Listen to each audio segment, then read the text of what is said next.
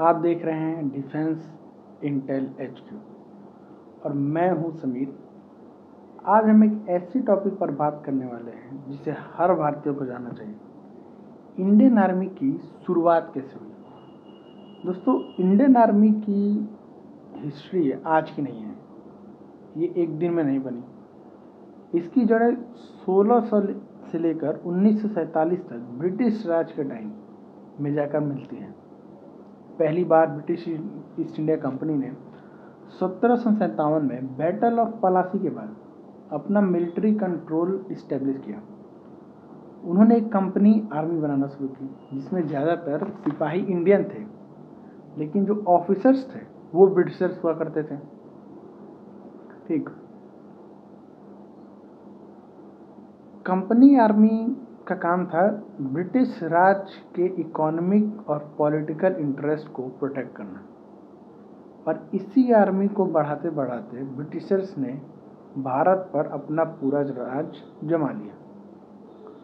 उस समय Indian soldiers को सिपोय कहा जाता था, और इसी सिपोय ने 1857 में एक क्रांति की, एक बगावत की, जिसे हम 1857 का स्वतंत्रता संग्राम कहते हैं या फिर फर्स्ट वॉर ऑफ इंडिपेंडेंस कहते हैं।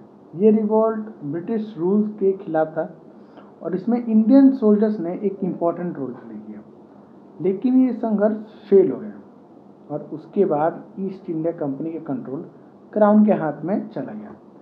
फिर बनी ब्रिटिश इंडियन कंपनी।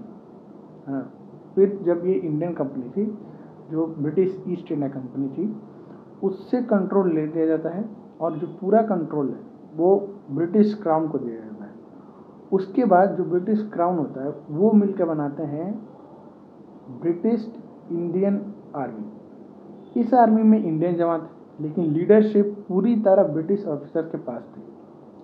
अब बात करते हैं दो सबसे बड़े ग्लोबल वॉर्स की। फर्स्ट वर्ल्ड वॉर, जो कि 1914 से लेकर 1918 के बीच में था, और दूसरा था सेकेंड वर्ल्ड वॉर, जो 1939 से लेकर 1945 तक चला। आपको जानकर हैरानी होगी कि दोनों वर्ल्ड वॉर्स में करीबन 25 लाख इंडियन सोल्जर्स ने हिस्सा लिया। 25 लाख। वर्ल्ड वॉर में इंडिया ट्रूप्स ने फ्रांस, बेल्जियम, मेसोपोटामिया, इजिप्ट और अफ्रीका तक लड़ाई लड़ी। ठीक, वर्ल्ड वॉर 2 में फिर वही बात, Indian army Burma, Singapore, Italy और नॉर्थ अफ्रीका में फाइटिंग की। उसमें से कई शहीद हुए, कई को ब्रेवरी मेडल्स मिले, लेकिन मोस्टली जो है इतिहास के पन्नों में खो गए, उनको कभी उनकी बात नहीं की जाती थी। 1942 में 1942 में ब्रिटिश इंडियन आर्मी वर्ल्ड की लार्जेस्ट वॉलंटियर आर्मी बन गई थी। समझ रहे, मतलब सबसे ज़्यादा काम करने वाला जो थे वो थे ब्रिटिश इंडियन आर्मी में, और बिना ज़बरदस्ती लोग खुद आते थे, आर्मी ज्वाइन कर लेते थे। आज़ादी के वक्त 1947 में ये आर्मी डिवाइड हुई, कुछ हिस्सा पाकिस्तान को गया, कुछ भारत में रहा, और तब से शुरू हुई मॉडर्न इंडियन आर्मी की जर्नी। 15 अगस्त 1947 के बाद, है ना, इंडियन आर्मी ने अपना पहला टेस्ट दिया था 1947 और 1948 का कश्मीर वॉर, जब पाकिस्तान ने ट्राइबल इन्वेडर्स भेजकर कश्मीर में कब्जा करने की कोशिश की। इंडियन आर्मी ने हीरोइक फाइट किया और काफ़ी हिस्सा वापस लिया। इसके बाद इंडियन आर्मी ने बड़ी बैटल्स लड़ी। 1962 का चाइना वॉर, 1965 का पाकिस्तान वॉर, फिर 1967 में एक वॉर होती है इंडिया और चाइना की, फिर 1999 में कारगिल वॉर, फिर 1971 का जो सबसे बड़ा युद्ध था 1971 का, वो भी इंडिया ने लड़ा। हर मिशन में इंडियन आर्मी ने अपनी जुनून, सेक्रीफाइस और ब्रेवरी दिखाई। आज की इंडियन आर्मी करीब 13 लाख से ज़्यादा एक्टिव सोल्जर्स के साथ दुनिया की टॉप 5 लार्जेस्ट आर्मी में शामिल है।